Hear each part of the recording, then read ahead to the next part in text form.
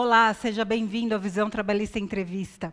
Hoje o nosso papo é sobre educação, mais especificamente as mudanças que o governo Temer tem feito no ensino médio e também sobre a situação dos trabalhadores e dos estudantes da Unifiel, Centro Universitário de Osasco.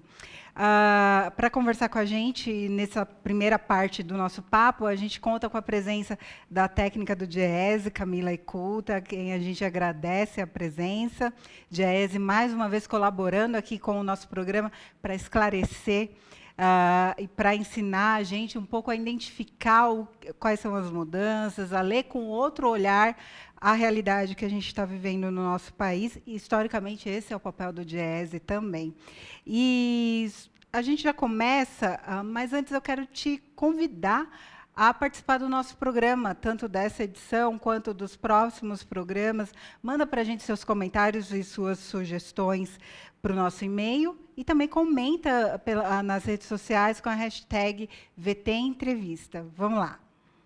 Bom, só refrescando um pouco a memória, mais ou menos no mês de agosto, o governo Temer veio com uma ideia que nada agradou os estudantes, que foi justamente a ideia de uma medida provisória para mexer no ensino médio. Algumas das mudanças que a gente pode contar para você, das mais drásticas que estão sendo propostas. A criação de itinerários formativos, nos quais disciplinas como filosofia, arte, sociologia, seriam limadas do currículo escolar, porque elas seriam opcionais. Pessoas com notório saber poderiam dar aula, não necessariamente professores com a formação específica para dar aula.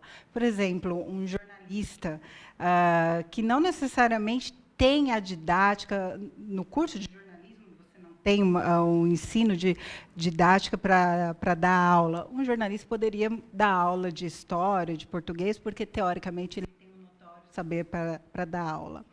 Outra mudança, a possibilidade do aluno fazer as escolhas conforme o interesse dele, e também o aumento da carga horária desse aluno na escola, fazendo com que se expandisse a possibilidade do ensino integral. Essas são algumas das mudanças que, na nossa visão, faz do ensino uma ideia de self-service, que, de repente, você escolhe algumas disciplinas, mas abre mão de uma série de conhecimentos que contribuem para a formação do indivíduo e do indivíduo crítico, por exemplo, filosofia e sociologia. E aí, Camila, a gente está sabendo que o DIEESE liberou uma nota técnica justamente falando um pouco do momento que é a migração do ensino para o trabalho, que dialoga justamente com esse momento que é o ensino médio, né, que o governo está querendo mexer e talvez tornar mais adequado para o mercado de trabalho. Primeiro, eu queria que você contasse para a gente o que é essa nota técnica e qual que é a relação que ela tem com essa discussão. Tá certo. Primeiramente, eu gostaria de agradecer o convite, né, de estar participando aqui do programa. A nota técnica do DIEESE, ela se chama As Transições Escola-Trabalho, alguns apontamentos para o debate da reforma do ensino médio. E o que a nota técnica propõe? Ela propõe justamente fazer um diagnóstico da juventude hoje em 3 aspectos: em relação ao trabalho, em relação à educação e em relação a esse contexto desse momento de transição que faz a escola para o trabalho. O que é isso? É identificar como o jovem faz essa transição, tendo em vista que muitos jovens, além de estudar, eles também trabalham.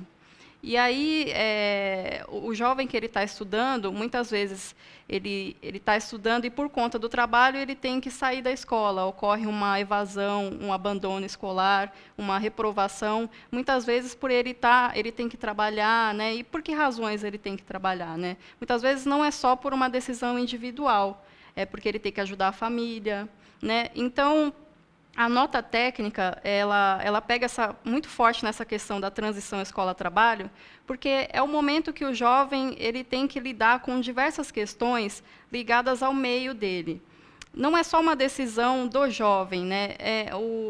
Essa questão da transição, ela tem a ver com o meio que o jovem vive no sentido, por exemplo, local de moradia, condição da família, a renda da família, a escolaridade dos pais, sexo, cor, raça do indivíduo. Todos esses são determinantes que vão influenciar a vida do jovem, o caminho que ele vai seguir. Né? Então, a nota ela tenta fazer um panorama disso para entender como está o jovem hoje. E isso vai, aí a gente tenta fazer esse diálogo com a reforma que está posta aí, né? Bom, essa reforma do ensino médio, ela pensa o jovem hoje dessa forma, ela tem esse diagnóstico da realidade que os jovens vivem hoje, e essa reforma vai ajudar ou não? E aí, ela pensa, porque assim, uma das justificativas que o governo dá é que justamente precisa tornar o ensino médio mais atrativo para a permanência desse jovem lá. É realmente uma questão de atração, de ser legal estudar? Pois esse é o discurso oficial, né? Realmente, o ensino médio hoje, né, acho que todo mundo tem esse conhecimento que ele não é atrativo, né? Ele passa por uma série de problemas, né? O ensino não é o ideal, os jovens não se sentem atraídos para estudar, para fazer as disciplinas. Porém, não é, digamos assim, esse o problema principal do ensino médio hoje, né? Na verdade, o ensino médio ele tem problemas de más condições da escola, de infraestrutura, as más condições de trabalho dos professores, né, que a gente sabe que tem baixa remuneração, longas jornadas de trabalho, né, então se sentem desestimulados muitas vezes de dar aulas, né, de ter um conteúdo atrativo para as aulas. Então, são uma série de problemas que passa o ensino médio que muitas vezes não estão sendo considerados nessa reforma. Outra questão é que esse jovem, né, que a gente faz o diagnóstico na nota, ele, uma boa parte dos casos, ele trabalha. E aí é justamente que entra a questão de ele não se sentir atraído pelo ensino médio, porque muitas vezes ele tem que conciliar o trabalho com o estudo, e isso é muito difícil, né? Além de tudo, ainda nesse meio todo, ainda tem as desigualdades do nosso país, que são muito grandes. Então, a vida de um estudante na região sudeste, em São Paulo, é muito diferente da vida de um estudante no nordeste, no norte. Se a gente pegar, na nota a gente traz isso, né? A gente traz as taxas de aprovação, reprovação, abandono, evasão, por região, né, e também por localidade, urbana e rural. E a gente vai ver que tem uma diferença muito grande, dependendo da região do Brasil, dependendo do local que esse estudante está vivendo. Então, a gente vai detalhar um pouco mais essas diferenças e a medida do governo no próximo bloco. Eu te convido a conferir. Fica com a gente.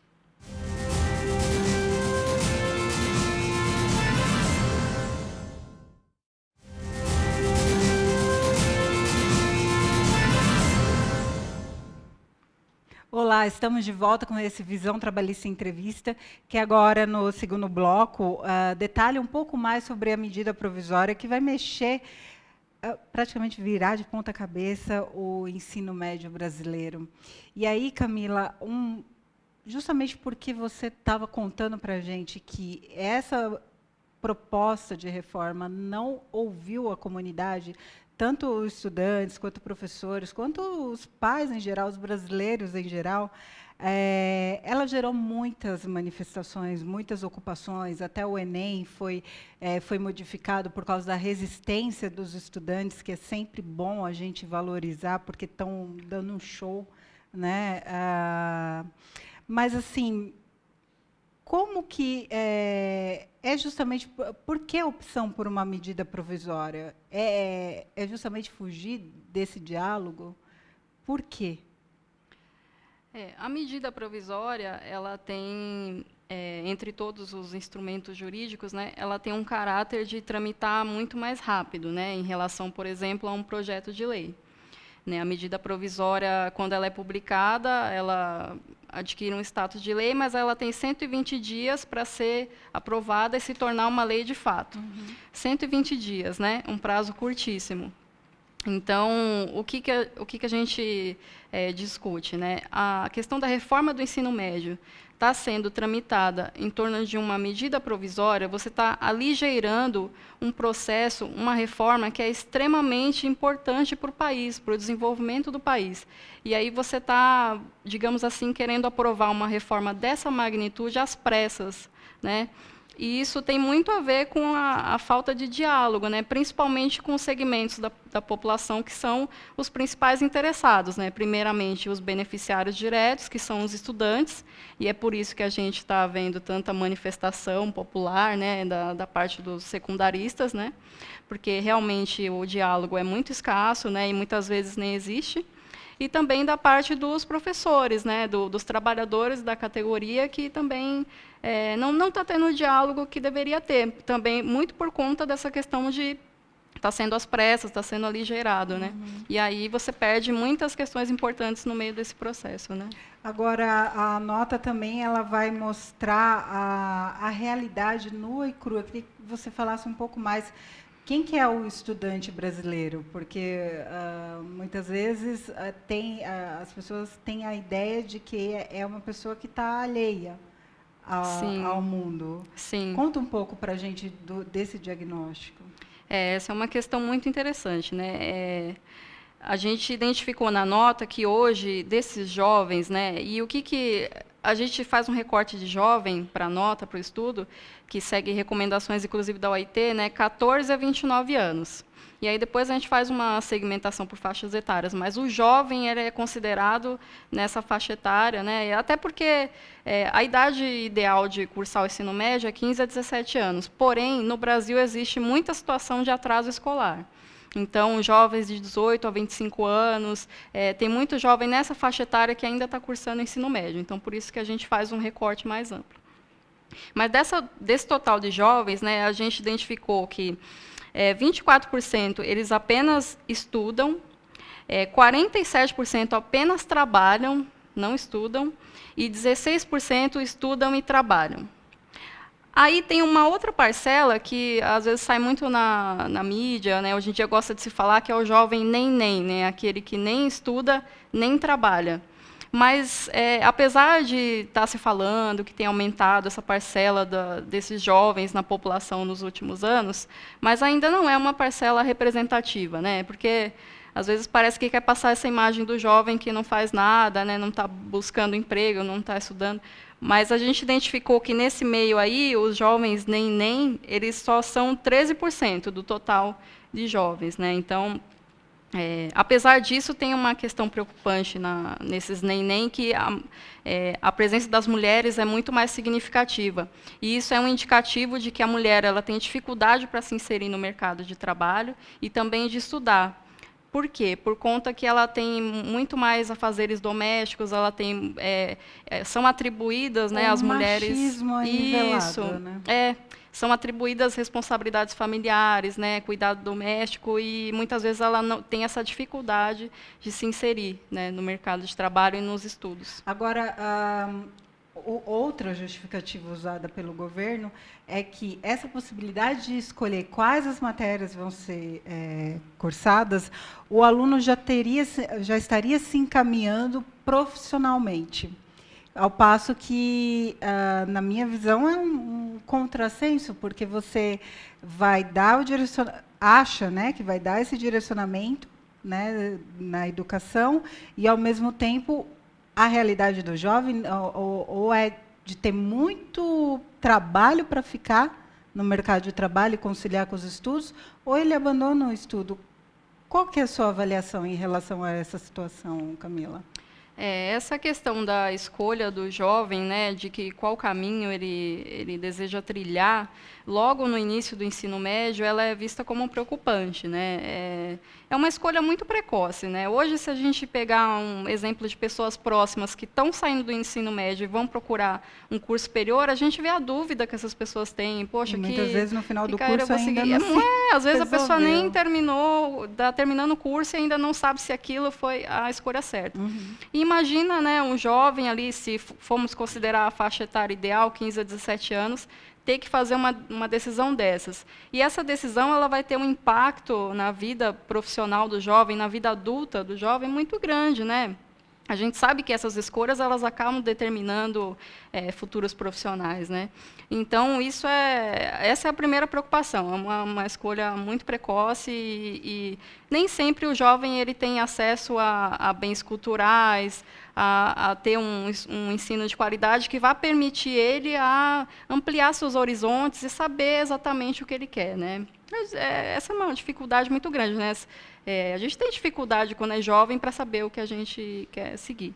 E outra questão muito importante da escolha das áreas, né, das 5 áreas ali que o jovem pode se aprofundar, é que essa escolha pode ser ilusória em relação à escola, porque nem todas as escolas necessariamente vão ter os recursos adequados para oferecer essa especialização em alguma das áreas. Então, muitas vezes, o jovem ele vai estar lá na escola e só vai ter uma ou outra área, ele vai ter que escolher aquela área. Então, vai depender do recurso orçamentário, do sistema de ensino, todas essas questões. A questão é altamente complexa e ela conversa com outras medidas do governo Temer, por exemplo, a questão da própria PEC 55, que vai cortar verbas. Então, como que você molda essa estrutura de ensino com menos recursos?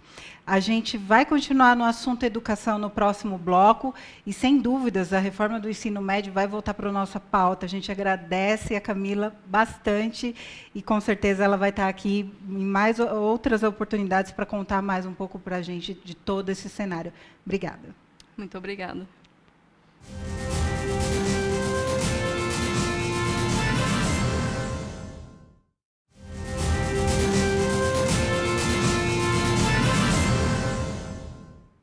Olá, estamos de volta com Visão Trabalhista Entrevista.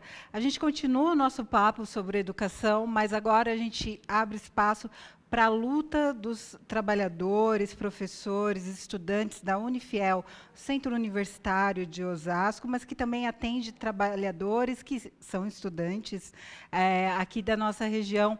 Comigo agora o professor Antônio Carlos Roxo. Obrigada, Roxo, pela sua presença, que vai contar um pouco para a gente qual que é a pauta da greve, que já dura mais de um mês de luta aqui nessa Universidade de Osasco, e qual que tem sido a resposta do patrão. E aí já também detalhar para nós a atividade que tem hoje, terça-feira, um ato dessa luta, e que, de antemão, eu já convido vocês a participar. Roxo, conta qual que é a pauta da greve de vocês. Então, a pauta da nossa greve é receber o salário atrasado. Nós tem 12 meses que o Unifiel não paga o salário em dia. Mas, durante um certo tempo, nós fomos esperando também, atrasava 10 dias, 15 dias, foi aumentando. E agora nós estamos com 4 meses de salário atrasados, além do metade do 13º que deveria ter sido pago. Então, a nossa pauta é simples: pagar o salário atrasado, receber o que nós trabalhamos. Então, em decorrência disso, nós estamos há 32 dias já em greve. Nós tivemos, nesse período, um acordo que foi estabelecido com a direção do Unifiel, que deveria pagar o atrasado segunda-feira. E isso não aconteceu, segunda-feira retrasada, né? E isso não aconteceu. Apesar de ter esse compromisso, não aconteceu, então a greve que iria ser suspensa acabou continuando. E nessa terça-feira nós teremos um grande ato em frente ao Unifiel, para um ato em defesa do Unifiel, porque os professores e alunos que estão convocando essa greve e essa manifestação estão defendendo o Unifiel. Nós gostamos do Unifiel, trabalho lá há 23 anos, meus filhos estudaram lá, então nós gostamos do Unifiel. Agora, evidentemente, é o nosso trabalho. Se o nosso trabalho, nós queremos receber. Queremos receber, inclusive, mais atenção, porque nesse processo, quando não pagaram como deveriam e tinha sido acordada, inclusive com o sindicato, eles não mandaram, não avisaram nada, simplesmente não pagaram. Aí fizemos uma assembleia, no outro dia fizemos outra assembleia, também sem nenhuma manifestação deles. Quer dizer, a consideração do trabalhador com o seu trabalho e com o local de trabalho não é uma via de mão dupla. É uma tristeza muito grande para nós, e inclusive para os alunos, que estão pressionados também. Os alunos estão conosco, a grande maioria, movimento estudantil, fez uma ocupação da reitoria, 2 ocupações, fizemos manifestação na autonomista, mas tudo professores e alunos, porque nós sabemos que há uma conjunção de interesse do aluno e do professor, para que as coisas ocorram adequadamente e para que a direção da entidade faça o que deve ser feito para o pagamento desse atraso enorme. Que horas que vai ser o ato? Então, o ato será às 18 horas, vai ser em frente ao Bloco Prata, e nós estamos, 18h30, estamos convocando toda a sociedade, toda a comunidade de Osasco e região, porque o Unifiel é o principal centro universitário aqui da região, principal centro de formação de 3º grau da região. Então, nós estamos convocando, convidando sindicatos, contamos, sem dúvida nenhuma, com a presença do Sindicato dos Metalúrgicos, bancários, comerciários, e eu quero registrar aqui também a nosso agradecimento ao Simpro Osasco, que é o Sindicato dos Professores de Osasco e região, que está atuando efetivamente de acordo com as nossas decisões de assembleia e lutando junto conosco. Agora, me explica uma coisa, explica para a gente, né? Essa situação da Unifiel, ela é gerada pela crise econômica? Quais são os motivos que levaram a esse momento? Evidentemente que a crise econômica tem um papel. Evidentemente que a situação macroeconômica, política, todo isso está afetando o Brasil e afeta a Unifiel, inclusive o governo golpista do Temer, que ajuda as instituições a se esfarelarem. Isso tem um papel. Entretanto, eu acho que também outras entidades, outras empresas, tudo passa por dificuldades, mas tem gestão. Eu acho que a gestão hoje do Unifiel está em falta. Existe, sem dúvida nenhuma, um problema de gestão. Isso foi dito, inclusive, porque eles tentaram jogar e não conseguiram, professores contra os alunos, falando com os alunos. Esse é o problema, o professor que não quer dar aula e tudo. Na verdade, nós queremos dar aula. Na verdade, nós queremos dar aula e temos obrigação e temos compromisso com o ensino. Agora, evidentemente, se nós não fizéssemos nada, terminaria o semestre e eles fariam como fizeram no primeiro semestre. Tivemos um movimento também e quando chegou em junho, tinha 2 meses atrasado, mas não fizemos greve. Inclusive porque eles pediam, não faça greve, todo mundo de acordo para tentar ajudar a entidade a sair negociar, etc. Mas o que eles fizeram? Demitiram 60 professores, não pagaram os 2 meses atrasados, nem as verbas rescisórias incontroversas. Então, agora judicializou, inclusive, esse pagamento. E, inclusive, os membros das comissões que tinham sido feitas para negociar, para tentar achar soluções, etc., foram demitidos. Quer dizer, uma postura antissindical, antinegociação, que não tem como a gente não dar os nomes aos bois. E eu acho que é fundamental que a comunidade saiba de uma situação como essa, que, na verdade, não afeta somente os estudantes, mas vai afetar a economia da cidade, afeta todo um conjunto, porque quem é daqui da região sabe o que é a Unifiel e sabe qual que é o peso que ela sempre teve na cidade enquanto compromisso, e não é esse compromisso que a gente está vendo. Antes da gente terminar, eu queria que você fizesse o convite, então, para o pessoal participar. Então, nessa terça-feira, 18h30, em frente ao Bloco Prata, todos estão convidados a participar. Alunos, ex-alunos, comunidades, sindicatos, que têm um papel importante na cidade, puxado aí pelos sindicatos metalúrgicos, e organizações do movimento popular também.